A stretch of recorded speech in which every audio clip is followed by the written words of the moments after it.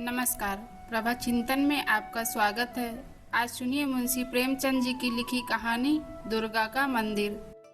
बाबू वज्रनाथ कानून पढ़ने में मग्न थे और उनके दोनों बच्चे लड़ाई करने में। श्यामा चिल्लाती कि मुन्नू मेरी गुड़िया नहीं देता। मुन्नू रोता था कि श्यामा ने मेरी मिठाई खा ली। वज्रनाथ ने क्रुद्ध होकर भामा से कहा, तुम इन दुष्टों को यहाँ से हटाती हो कि नहीं? नहीं तो मैं एक एक की खबर लेता हूँ। भामा चूल्हे में आग जला रही थी। बोली, अरे तो क्या आप संध्या को भी पढ़ाते ही रहोगे? जरा दम तो ले लो। वज्र, उठा तो ना जाएगा, बैठी बैठी वहीं से कानून बगारोगी। अभी एक आध को पटक दूंगा तो वहीं से गरजती हुई आओगी कि हाय हाय बच्चे को मार डाला। भामा, तो मैं कुछ बैठी या सोई तो नहीं हूँ। जरा एक घड़ी लड़कों को बहलाओ तो क्या होगा? कुछ मैंने ही तो उनकी नौकरी नहीं लिखाई। वज्रनाथ से कोई जवाब न देते बन पड़ा। क्रोध पानी के समान बहाव का मार्ग ना पाकर और भी प्रबल हो जाता है। यद्यपि वज्रनाथ नैतिक सिद्धांतों के ज्ञाता थे, पर उनके पालन में इस समय कुशल न दिखाई दी। मुद्दई और मुद्दाहाले दोनों को एक ही लाठी हाँका और दोनों को रोते चिल्लाते छोड़ कानून का ग्रंथ बगल में दबा कॉलेज पार्क की राह ली। सावन का महीना था। आज कई दिन के बाद बादल हटे थे। हरे भरे वृक्ष सुनहरी चादर ओढ़े खड़े थे। मृद समीर सावन का राग गाता था और बगुले डालियों पर बैठे हिंडोले झूल रहे थे। वज्रनाथ एक बेंच पर आ बैठे और किताब खोली, लेकिन इस ग्रंथ की अपेक्षा प्राकृतिक ग्रंथ का अवलोकन अधिक चित्ताकर्षक था। कभी आसमान को पढ़ते थे, कभी पत्तियों को, कभी छवमयी हरियाली को और कभी सामने मैदान में खेलते हुए लड़कों को। एकाएक सामने एक कागज की एक पुड़िया दिखाई दी। माया ने जिज्ञासा की आड़ में, चलो देखें इसमें क्या है। बुद्धि ने कहा, तुमसे मतलब, पड़ी रहने दो। लेकिन जिज्ञासा रूपी माया की जीत हुई। वज्रनाथ ने उठकर पुड़िया उठा ली।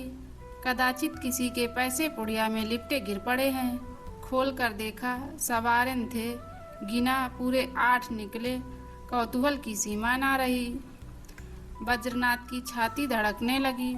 8 सावरन हाथ में लिए सोचने लगे, इन्हें क्या करूं? अगर यहीं कहीं रख दूं तो ना जाने किसकी नजर पड़े, ना मालूम कौन उठा ले जाए। नहीं, यहाँ रखना उचित नहीं। चलूं थाने में इत्तला कर दूं और ये सावरन थानेदार को सौंप दूं। जिसके होंगे वह आप ले जाएगा, या अगर उसको ना भी मिले तो मुझ पर कोई दोष ना रहेगा। मैं तो अपने उत्तरदायित्व से मुक्त हो जाऊंगा। माया ने पर्दे की आड़ में मंत्र मारना शुरू किया। वह थाने नहीं गए। सोचा, चलूं भामा से एक दिल लगी करूं। भोजन तैयार होगा, कल इम्तिनान से थाने जाऊंगा। भामा ने सावरन देखे तो हृदय में एक गुदगुदी सी हुई। पूछा, किसकी है? वज्र, मेरी। भामा, चलो कहीं हो ना। वज्र, पड़ी मिली है। भामा, झूठ बात, ऐसे ही भाग के बली हो। सच बताओ, कहाँ मिली, किसकी है? वज्र, सच कहता हूँ, पड़ी मिली है।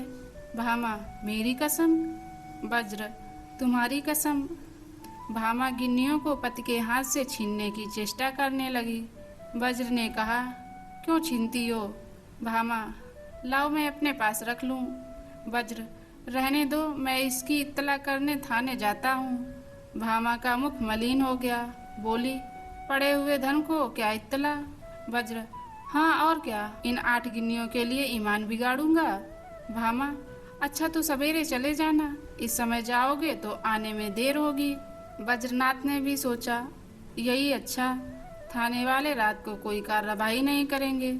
जब असरफियों को पड़ा ही रहना है, तब जैसे थाना वैसे मेरा घर।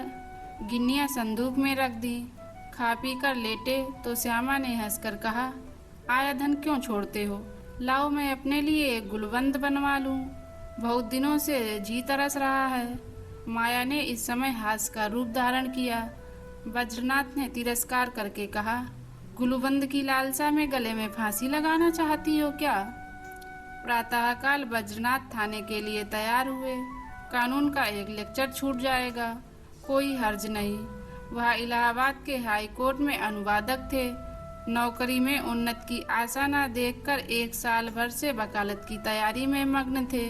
लेकिन अभी कपड़े पहन ही रहे थे कि उनके एक मित्र मुंशी गोरेलाल आकर बैठ गए और अपनी पारिवारिक दुश्चिंताओं की राम कहानी सुनाकर अत्यंत विनीत भाव से बोले, भाई साहब, इस समय मैं इन झंझटों में ऐसा फंस गया हूँ कि बुद्धि कुछ काम नहीं करती। तुम बड़े आदमी हो, इस समय कुछ सहायता करो। ज्यादा नहीं, 30 रुपए दे दो, किसी ना किसी तरह काम चला लूंगा। आज 30 तारीख है, कल शाम को तुम्हारे रुपए मिल जाएंगे। बज्रनाथ बड़े आदमी तो ना थे, किंतु बड़प्पन की हवा बांध रखी थी। यह मिथ्या अभिमान उनके स्वभाव की एक दुर्बलता थी। केवल अपने वैभव का प्रभाव डालने के लिए ही वह बहुधा मित्रों की छोटी मोटी आवश्यकताओं पर अपनी वास्तविक आवश्यकताओं को न्यौछावर कर दिया करते थे।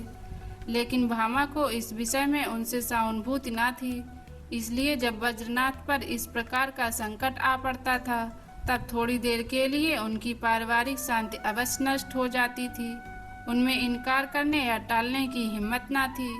वह सकचाते हुए भामा के पास गए और बोले, तुम्हारे पास 30 रुपए ना होंगे? मुंशी गोरेलाल मांग रहे हैं। भामा ने रुखाई से कहा, मेरे पास तो रुपए नहीं।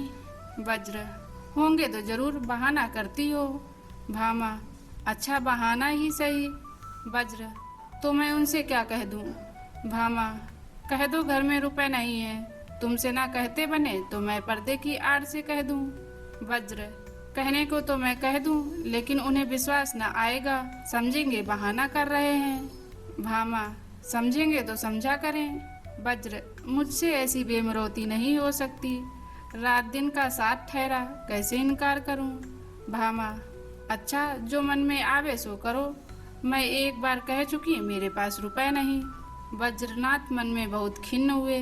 उन्हें विश्वास था कि भामा के पास रुपए हैं, लेकिन केवल मुझे लज्जित करने के लिए इनकार कर रही है। दुराग्रह ने संकल्प को दृढ़ कर दिया। संदूक से 2 गिन्नियां निकाली और गोरेलाल को देकर बोले, भाई, कल शाम को कचहरी से आते ही रुपए दे देना। ये एक आदमी की अमानत है, मैं इसी समय देने जा रहा था। यदि कल रुपए ना पहुँचे तो मुझे बहुत लज्जित होना पड़ेगा, कहीं मुंह दिखाने योग्य ना रहूंगा।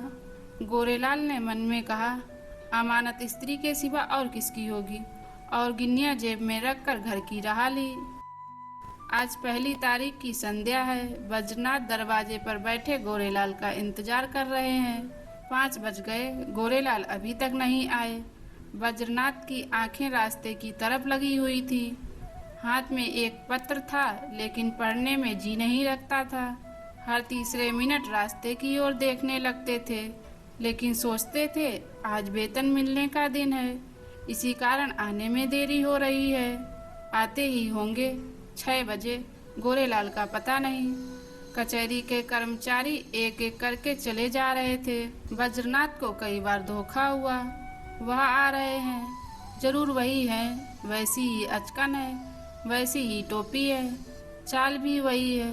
हाँ, वही है, इसी तरफ आ रहे हैं। अपने हृदय से एक बोझा सा उतरता मालूम हुआ, लेकिन निकट आने पर ज्ञात हुआ कि कोई और है।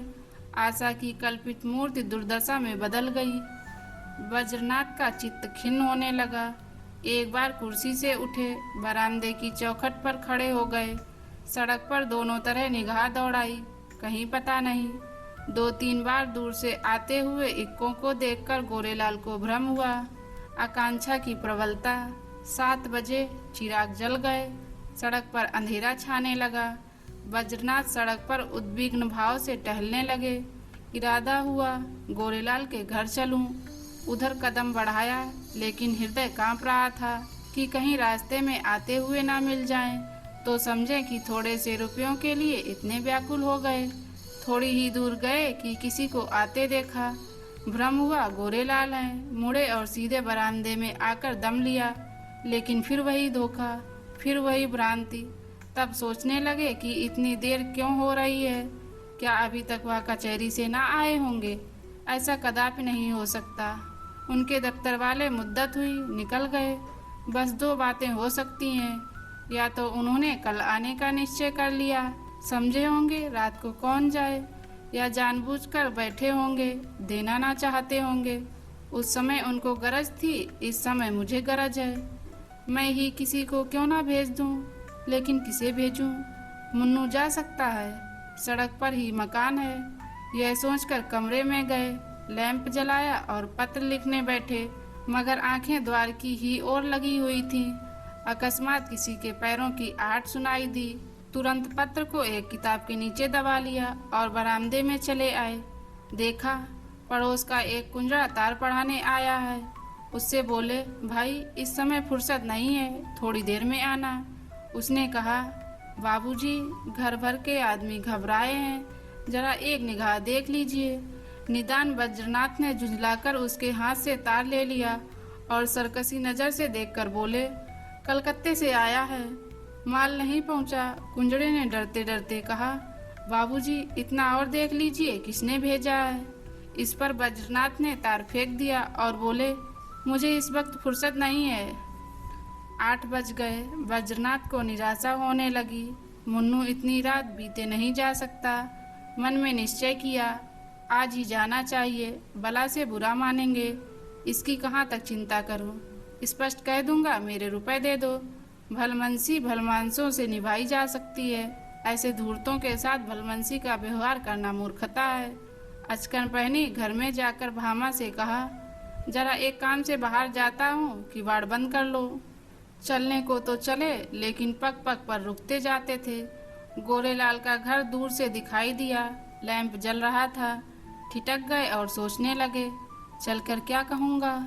कहीं उन्होंने जाते आते रुपए निकाल कर दे दिए और देर के लिए क्षमा मांगी तो मुझे बड़ी झेप होगी। वह मुझे क्षुद्र, ओछा, धैर्यहीन समझेंगे। नहीं, रुपए की बातचीत करूं ही क्यों। कहूँगा, भाई घर में बड़ी देर से पेट दर्द कर रहा है, तुम्हारे पास पुराना तेज सिरका तो नहीं है। मगर नहीं, यह बहाना कुछ भद्दा सा प्रतीत होता है। सांप कलई खुल जाएगी। इस झंझट की जरूरत ही क्या है। वह मुझे देखकर आप ही समझ जाएंगे। इस विषय में बातचीत की कुछ नौबत ही ना आवेगी। बज्रनाथ इसी उधेड़बुन में आगे बढ़ते चले जाते थे। जैसे नदी में लहरें चाहे किसी ओर चलें, पर धारा अपना मार्ग नहीं छोड़ती। गोरेलाल का घर आ गया, द्वार बंद था। बज्रनाथ को उन्हें पुकारने का साहस ना हुआ। समझे खाना खा रहे होंगे। दरवाजे के सामने से निकले और धीरे धीरे टहलते हुए 1 मील तक चले गए।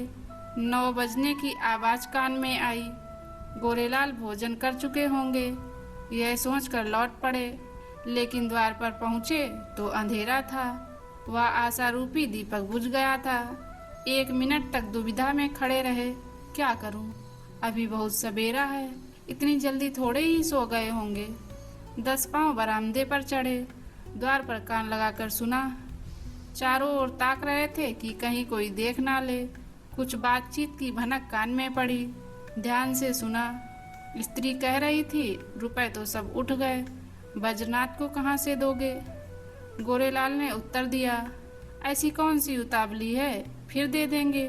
और दरख्वास्त दे दी है, कल मंजूर हो ही जाएगी। 3 महीने के बाद लौटेंगे, तब देखा जाएगा। बज्रनाथ को ऐसा जान पड़ा मानो मुंह पर किसी ने तमाचा मार दिया। क्रोध और नैराश्य से भरे हुए बरामदे से उतर आए। घर चले तो सीधे कदम ना पड़ते थे, जैसे कोई दिन भर का थका मांदा पथिक हो। बज्रनाथ रात भर करवटें बदलते रहे। कभी गोरेलाल की धूर्तता पर क्रोध आता था, कभी अपनी सरलता पर। मालूम नहीं किस गरीब के रुपए हैं, उस पर क्या बीती होगी। लेकिन अब क्रोध या खेद से क्या लाभ। सोचने लगे, रुपए कहाँ से आवेंगे। भामा पहले ही इनकार कर चुकी है, वेतन में इतनी गुंजाइश नहीं। 10-5 रुपए की बात होती तो कतर ब्योंत करता। तो क्या करूं, किसी से उधार लूं, मगर मुझे देगा कौन। आज तक किसी से मांगने का सहयोग नहीं पड़ा, और अपना कोई ऐसा मित्र भी तो नहीं। जो लोग हैं मुझी से सताया करते हैं, मुझे क्या देंगे। हाँ, यदि कुछ दिन कानून छोड़कर अनुवाद करने में परिश्रम करूं तो रुपए मिल सकते हैं। कम से कम 1 मास का कठिन परिश्रम है। सस्ते अनुवादकों के मारे दर भी गिर गई है। हाँ निर्दयी, तूने बड़ी दगा की, ना जाने किस जन्म का बैर चुकाया, कहीं का ना रखा। दूसरे दिन से बज्रनाथ को रुपयों की धुन सवार हुई। सवेरे कानून के लेक्चर में सम्मिलित होते, संध्या को कचहरी से तजवीज़ों का पुलिंदा घर लाते और आधी रात तक बैठे अनुवाद किया करते। सिर उठने की मोहलत ना मिलती, कभी 1-2 बज जाते। जब मस्तिष्क बिल्कुल शिथिल हो जाता तब विवश होकर चारपाई पर पड़ रहते। लेकिन इतने परिश्रम का अभ्यास न होने के कारण कभी कभी सिर में दर्द होने लगता, कभी पाचन क्रिया में विघ्न पड़ जाता, कभी ज्वर चढ़ आता। तिस पर भी वह मशीन की तरह काम में लगे रहते। भामा कभी कभी झुंझला कर कहती, अजी लेट भी रहो, बड़े धर्मात्मा बने हो। तुम्हारे जैसे 50 आदमी और होते तो संसार का काम ही बंद हो जाता। बज्रनाथ इस बाधाकारी व्यंग का उत्तर ना देते। दिन निकलते ही फिर वही चरखा ले बैठते। यहाँ तक कि 3 सप्ताह बीत गए और 50 रुपए हाथ आ गए। बज्रनाथ सोचते थे 2-3 दिन में बेड़ा पार है, लेकिन 21वें दिन उन्हें प्रचंड ज्वर चढ़ आया और 3 दिन तक ना उतरा। छुट्टी लेनी पड़ी। सया से भी बन गए। भादों का महीना था। भामा ने समझा पित्त का प्रकोप है, लेकिन जब 1 सप्ताह तक डॉक्टर की औषधि सेवन करने पर भी ज्वर ना उतरा तब घबराई। बज्रनाथ प्रायः ज्वर में बकझक भी करने लगते। भामा सुनकर डर के मारे कमरे में भाग जाती, बच्चों को पकड़कर दूसरे कमरे में बंद कर देती। अब उसे शंका होने लगी थी कि कहीं यह कष्ट उन्हीं रुपयों के कारण तो नहीं भोगना पड़ रहा है। कौन जाने रुपयों वालों ने कुछ कर धर दिया हो। जरूर यही बात है, नहीं तो औषध से लाभ क्यों नहीं होता। संकट पड़ने पर हम धर्म भीरू हो जाते हैं, औषधियों से निराश होकर देवताओं की शरण लेते हैं। भामा ने भी देवताओं की शरण ली। वह जन्माष्टमी, शिवरात्रि और तीज के सिवा कोई व्रत ना रखती थी। इस बार उसने नवयात्रा का कठिन व्रत शुरू किया। 8 दिन पूरे हो गए। अंतिम दिन आया। प्रभात का समय था। भामा ने बज्रनाथ को दवा पिलाई और दोनों बालकों को लेकर दुर्गा की पूजा करने के लिए चली। उसका हृदय आराध्य देवी के प्रति श्रद्धा से परिपूर्ण था। मंदिर के आंगन में पहुंची। उपासक आसनों पर बैठे हुए दुर्गा पाठ कर रहे थे। धूप और अगर की सुगंध उड़ रही थी। उसने मंदिर में प्रवेश किया। सामने दुर्गा की विशाल प्रतिमा शोभायमान थी। उसके मुखारबिंद पर एक विलक्षण दीप्ति झलक रही थी। बड़े बड़े उज्जवल नेत्रों से प्रभा की किरणें छिटक रही थी। पवित्रता का एक समा सा छाया हुआ था। भामा इस दीप्तवर्ण मूर्ति के सम्मुख सीधी आंखों से ताक ना सकी। उसके अंतःकरण में एक निर्मल, विशुद्ध, भावपूर्ण भय का उदय हो आया। उसने आंखें बंद कर ली, घुटनों के बल बैठ गई और हाथ जोड़कर करुण स्वर में बोली, माता मुझ पर दया करो।